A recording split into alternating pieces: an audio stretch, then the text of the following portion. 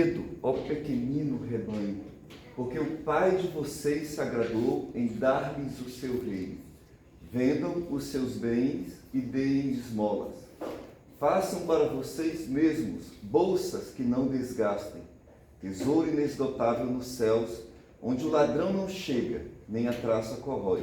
Porque onde estiver o tesouro de vocês, aí estará também o seu coração.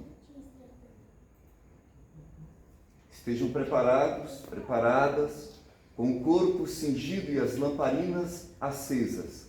Façam como os homens que esperam pelo seu Senhor, ao voltar ele das festas de casamento, para que logo abram a porta, quando vier e bater. Bem-aventurados aqueles servos a quem o Senhor, quando vier, encontrar vigilantes. Em verdade lhes digo que ele há de cingir-se, dar-lhes lugar à mesa e, aproximando-se, os servirá. Quer ele venha meia-noite ou de madrugada, bem-aventurados serão eles, se os encontrar vigilantes. Porém, considerem isto: se o pai de família soubesse a que hora viria o ladrão, não deixaria que a sua casa fosse arrombada. Estejam também vocês preparados, preparadas, porque o Filho do Homem virá à hora em que vocês menos esperam. Palavra da salvação. Te agradecemos, Deus, pela tua palavra lida diante de nós, e que esta palavra, por si só, que já tem revelação, ela produza mais revelação, e que nós possamos aprender algo do Senhor e levar algo para essa semana, para a nossa meditação, para o nosso convívio, para a nossa vida em comunidade. Fala conosco, Senhor. Amém. Amém. Podeis assentar. Ponha o coração nas coisas de Deus. Esta é a minha proposta para a reflexão nesta noite. O texto do Evangelho reservado para hoje é o de Lucas 12, 32 ao 48. No entanto, eu fiz esse recorte pegando uma primeira perícope para facilitar a nossa reflexão nesta noite. E eu entendo que esse texto lido é necessário e é suficiente para a nossa meditação e para que possamos sair daqui alimentadas e alimentados pela palavra do Senhor. Lucas é um evangelista muito importante para mim. Eu tenho um relacionamento profundo com o evangelista Lucas. Desde criança, é o evangelho que eu elegi, que eu escolhi como o meu evangelho preferido, se é que eu tenho esse direito de ter um evangelho preferido. Mas Lucas é um evangelho muito importante para mim, com o qual eu me relaciono e tenho tido experiências com Deus por intermédio das memórias que esse homem conseguiu resgatar e que nós temos em nossas mãos hoje e que é uma dádiva de Deus, um presente do Senhor. Dentre várias qualidades que podemos destacar do evangelista Lucas, eu gostaria de citar algumas. A primeira delas é o seu papel como escritor dos Atos dos Apóstolos. Então Lucas, o evangelista Lucas, ele se propôs a resgatar as memórias de Cristo, dos eventos, de todos os milagres, de todos os acontecimentos que envolveram Jesus, e ele faz uma pesquisa de campo. Mas ele não para aí, ele vai além, ele olha para o nascimento da igreja, ele olha para o Pentecoste, ele olha para os eventos que aconteceram após a ressurreição de Jesus. E ele registra nos Atos dos Apóstolos. Para mim, isso faz de Lucas um evangelista muito especial. E para a cristandade como um todo, é muito importante termos os Atos dos Apóstolos, e Lucas se destaca como seu escritor. Também as narrativas da infância de Jesus. Eu me alegro muito quando eu vejo os relatos de Maria, os relatos de Isabel, Zacarias, os anjos, toda essa interação que acontece no anúncio da encarnação. E Lucas, o nosso evangelista, ele resgata essas informações no dia a dia, pesquisando, conversando com pessoas, e nós temos hoje esta riqueza maravilhosa que são os relatos da infância e da concepção de Jesus, do seu nascimento, como tudo isso aconteceu. Além disso, o nosso evangelista Lucas, ele escreve para os gentios. E isso é muito importante porque nós somos gentios. E ele tem uma parceria com um homem que chama-se Teófilo. Então, Teófilo é um homem que não é judeu, que não tem esse conhecimento tão aprofundado das coisas de Deus como um judeu tinha à época. E Teófilo é um parceiro de Lucas, talvez até um financiador deste trabalho de Lucas.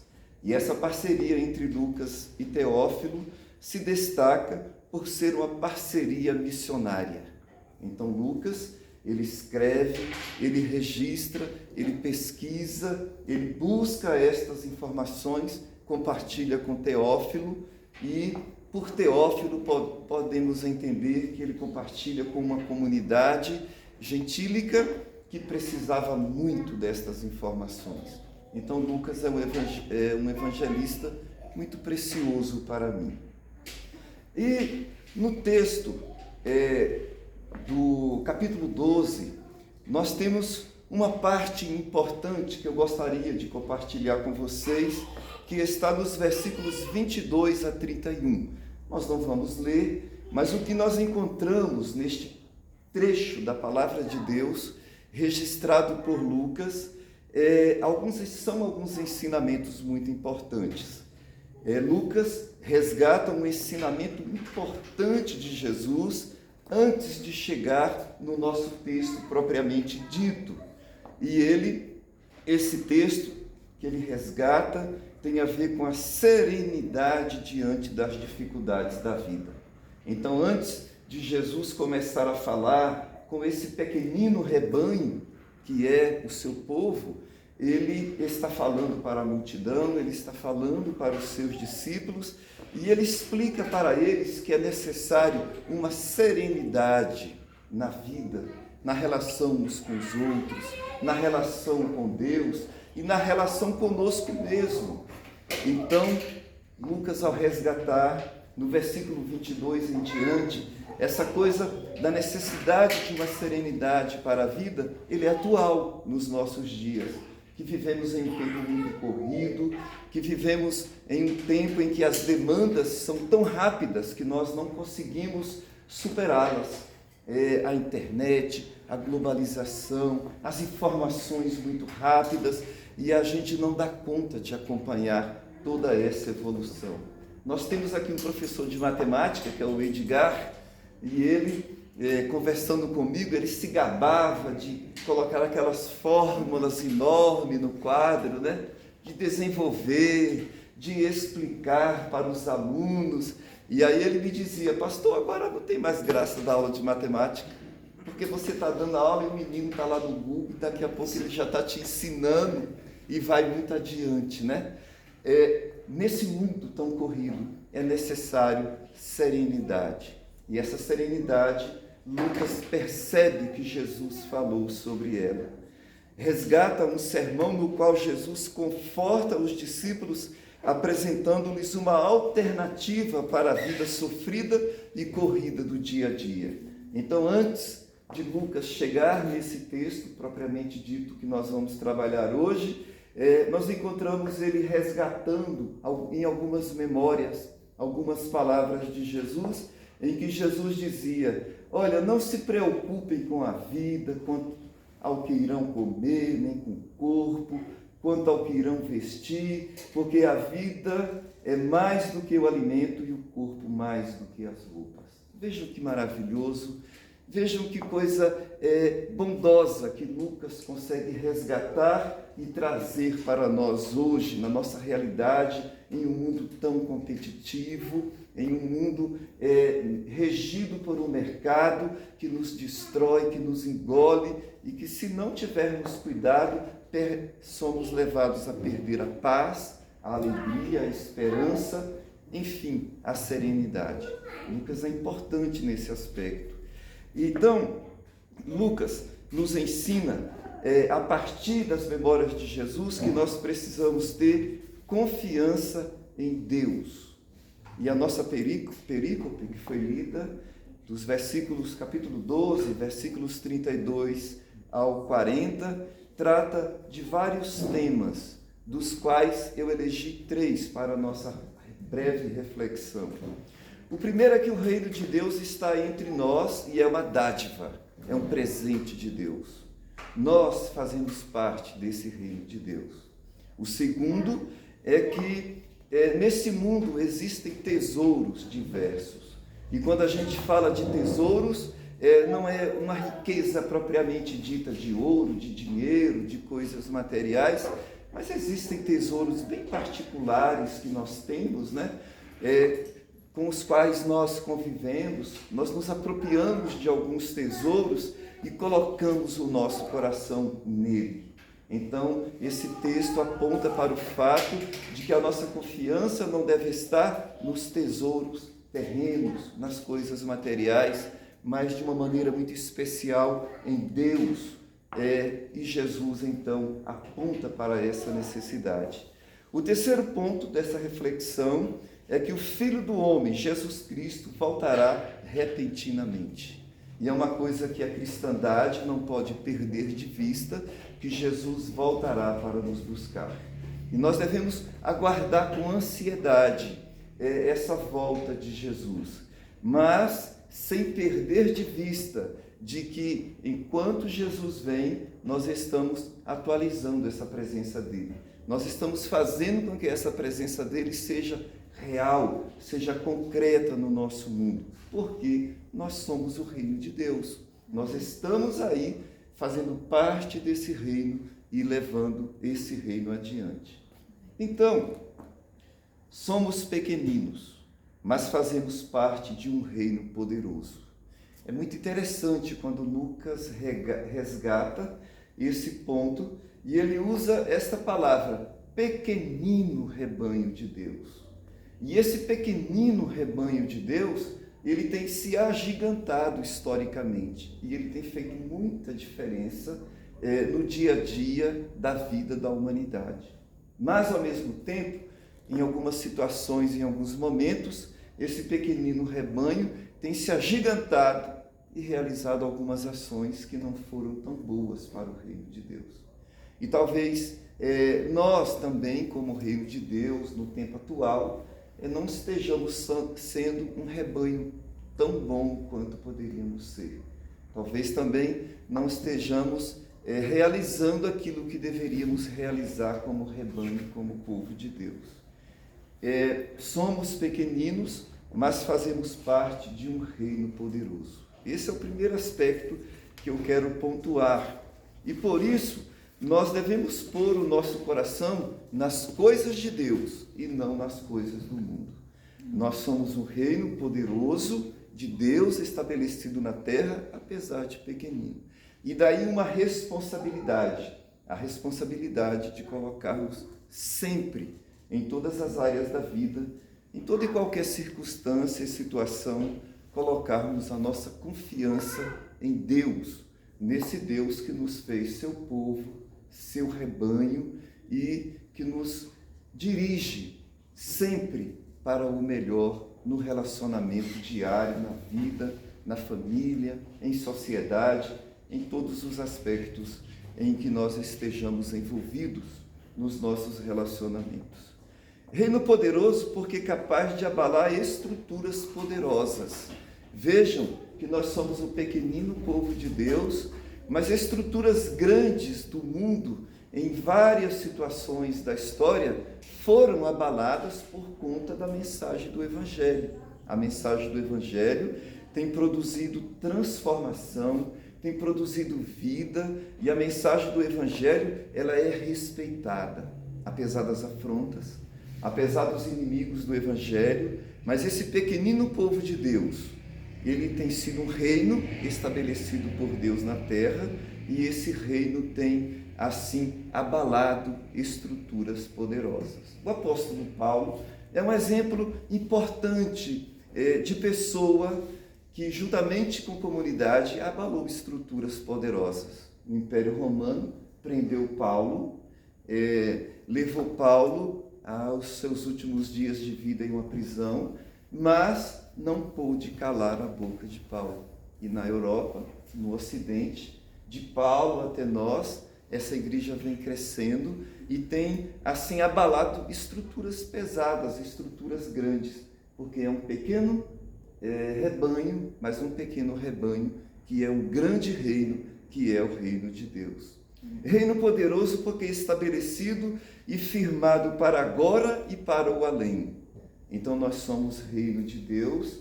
E um dos textos importantes do Evangelho é quando Jesus profere que nós devemos ir e pregar o Evangelho a toda criatura, fazendo discípulos de todas as nações, raças, tribos e povos. Quando nós agimos desta forma, quando nós anunciamos o Evangelho, quando nós pregamos a Jesus Cristo como Senhor e Salvador, nós estamos fazendo com que esse reino exista aqui e agora no mundo. Nós estamos fazendo com que esse reino seja poderoso, apesar de pequenino. E é muito maravilhoso fazer parte desse reino de Deus. É firmado para o além, porque a nossa esperança não está apenas aqui nesta vida, não está apenas aqui neste mundo. Ainda o apóstolo Paulo, em outra parte da Escritura, ele disse que nós seríamos os mais miseráveis dos homens, as mais miseráveis das mulheres, se a nossa confiança estivesse apenas nesse mundo, nessa vida, se a nossa perspectiva fosse apenas mundana, passageira, essa esperança que as pessoas em geral têm. Não, a nossa esperança é para agora, porque temos a alegria, fé e esperança, né? Mas ela é também para o futuro, porque ela aponta para uma eternidade em um relacionamento com Deus. Por estarmos firmados no agora, no tempo e no espaço, precisamos lidar com bens diversos. E esses bens diversos, eles têm a ver com riqueza, têm a ver com bens materiais. E como eu pontuava no início, muitas vezes a minha riqueza não é necessariamente uma fortuna, não é necessariamente como no passado as pessoas colocavam a confiança em um baú cheio de ouro. Ali era muito importante ter um baú cheio de ouro. Hoje, uma caixa cheia de dólar, de dinheiro, né? Muitas pessoas têm colocado a sua confiança nesses bens materiais. E Jesus, no texto que nós resgatamos nesta noite, ele vai dizer que nós não devemos colocar a nossa confiança nesses bens terrenos e materiais, porque são transitórios, porque são passageiros, e porque nós somos um reino que deve ter não para acumular, um reino que deve ter não para parecer com ostentação e com sinais de riqueza, mas que deve ter para dividir. Na partilha, no compartilhar, o reino de Deus se estabelece na terra. Quando uma igreja, quando um povo de Deus em um determinado lugar consegue fazer com que a sua riqueza ela não seja pessoal, ela não seja institucional, ela não seja terrena, mas ela seja para a partilha, aí o reino de Deus se estabelece. E aí nós deixamos de colocar a nossa confiança no mundo, deixamos de colocar a nossa confiança em nós mesmos ou na riqueza e colocamos a nossa confiança em Deus. É um grande desafio. A igreja, lá em Atos dos Apóstolos, ela chegou um momento que nós precisamos resgatar, um momento em que eles tinham a vida em comum. Todas as coisas eram colocadas em comum. E daí adveio uma necessidade importante para essa igreja, para essa vida em comunidade, que foi a necessidade de instituir homens, e eu quero dizer homens e mulheres, para repartir aquilo que era angariado. Então o coração daqueles irmãos e irmãs não estava nos bens materiais. Nós temos muito dinheiro, Muita coisa está chegando aqui para nós. Vamos comprar um grande prédio, vamos fazer grandes coisas, vamos fazer viagens. Não. Vamos instituir diáconos, homens e mulheres que possam repartir igualitariamente. Quando nós fazemos isso, quando nós resgatamos isso, nós estamos deixando de colocar o nosso coração nas coisas terrenas, mundanas, e estamos colocando o nosso coração no reino de Deus. Esse reino forte, poderoso, apesar de ser constituído por um pequeno rebanho.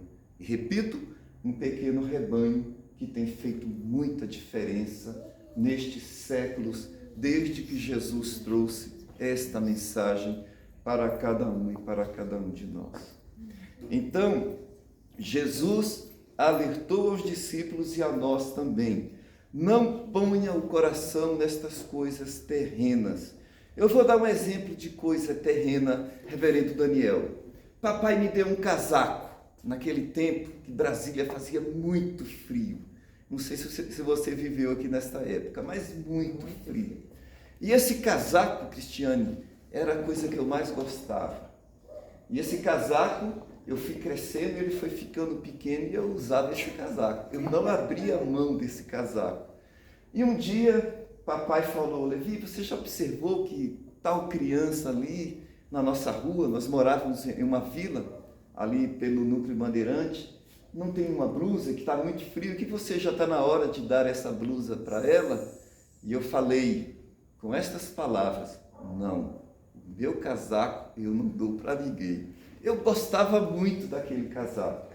Então papai foi me discipular, foi me mostrar que aquele casaco não servia mais, não estava mais me protegendo de frio nenhum, era um casaco feio na realidade, e que ele poderia ser muito importante para outra criança. O meu tesouro, a minha riqueza era aquele casaco. Então eu estava colocando o meu coração, a minha mente em uma coisa mundana, terrena, e aquilo eu não queria abrir mão. Quantas coisas nós, cada um e cada um de nós, poderíamos repartir, poderíamos doar, poderíamos abrir mão, e a gente segura. E aí eu não vou radicalizar, mas está nas áreas das emoções, está nas áreas dos bens materiais, está na área da própria pregação do Evangelho, que às vezes a gente segura e a gente não vai lá e a gente não realiza, né, o ide de Cristo. Vai se ampliando do simples ao complexo, essa coisa de nós nos apegarmos a bens materiais, que não é necessariamente um baú de ouro, como eu disse, repito, mas às vezes um simples casaco, às vezes muitas outras coisas que poderíamos ir pontuando aqui, mas que sendo simples se tornam complexas na relação com o outro, e nós deixamos de dividir, de compartilhar. Não ponha o coração nestas coisas, é o que Jesus diz para mim e para você nesta noite. Tenhamos tesouros, é muito importante ter tesouro, tenhamos riqueza, tenhamos bens, mas para quê? Para distribuir, para compartilhar. E aí, o reverendo Daniel está lá no mestrado, eu estava lá em Belo Horizonte e uma pessoa falou sobre o Senhor para mim. Eu vou falar uma parte do que ele disse aqui. Reverendo Daniel era engenheiro de trânsito, mais ou menos isso. Exatamente. E abriu mão de ser engenheiro de trânsito em Belo Horizonte, já com bastante tempo que trabalhava nessa função e tal, e foi para Brasília exercer outra atividade, ser pastor na Igreja Presbiteriana Unida do Lago Norte. Isso é desprendimento, isso é abrir mão de uma coisa material por um bem espiritual, que é o reino de Deus. Sempre que possível, irmãos e irmãs, vamos tomar o exemplo do reverendo Daniel. Esse exemplo bonito de abrir mão de algo por conta do reino de Deus. E aí Deus abre portas, às vezes a gente não compreende portas que Deus abre para nós, né? Deus abriu uma porta para o reverendo Daniel em Brasília e ele utilizou essa porta para dividir, para compartilhar, para caminhar com o povo de Deus. Não tome o meu exemplo do casaco, de ser egoísta, de gostar daquele cheirinho do casaco, da cor. Parece que eu nunca mais teria outro casaco, Pereira, se eu me desfizesse daquele casaco. Mas vamos sempre colocar a nossa confiança em Deus, o nosso coração nas coisas de Deus. Quando nós colocamos os nossos corações, o nosso coração individualmente, nas coisas de Deus, aí a gente vê o céu se abrir e a gente vê grandes coisas acontecendo.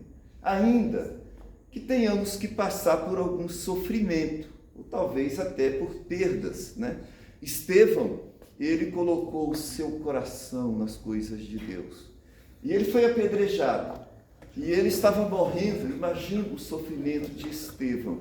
Mas o coração dele estava nas coisas de Deus. E o resultado de Estevão ter colocado o seu coração nas coisas de Deus foi ele olhar para cima e ele ver os céus abertos. E ele ver a glória de Deus. Não tem nada maior e mais precioso que isso. Por que isso aconteceu com Estevão? Porque ele colocou o seu coração nas coisas de Deus. Então, o último ponto que eu quero trabalhar aqui é que quando nós colocamos o nosso coração nas coisas de Deus e quando nós abrimos a nossa caixa de tesouro para dividir com o outro, nós começamos a ter a perspectiva do reino de Deus. E essa perspectiva do reino de Deus, ela começa aqui entre nós. Nós não vamos ter alegria nos céus, nós não vamos ser jubilantes, triunfantes no céu, nós não vamos ter nada de bom nos céus se nós não começarmos a viver esse céu aqui, hoje e agora. Então, por isso é necessário pôr o coração nas coisas de Deus. Vários testemunhos que foram ditos aqui, eu poderia recapitular, né, de pessoas e de situações em que pessoas, homens e mulheres, colocaram o coração nas coisas de Deus. E por terem colocado o coração nas coisas de Deus, aí temos testemunho. Nós não seremos de Deus, nem do céu, se nós não começarmos a viver Deus e os céus aqui, hoje e agora. Esse é o grande desafio do Evangelho. E aí, quando nós, cheios de alegria, vivemos o reino dos céus aqui, no hoje e agora, nós podemos dizer: Maranata, vem, Senhor Jesus.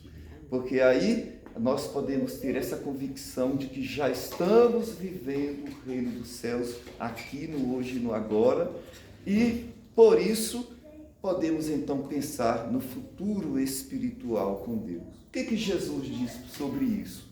Jesus diz que Ele mesmo voltará para nos buscar, para buscar a sua igreja, seus discípulos e suas discípulas, mas será repentinamente. O Filho do Homem virá a hora em que vocês menos esperam.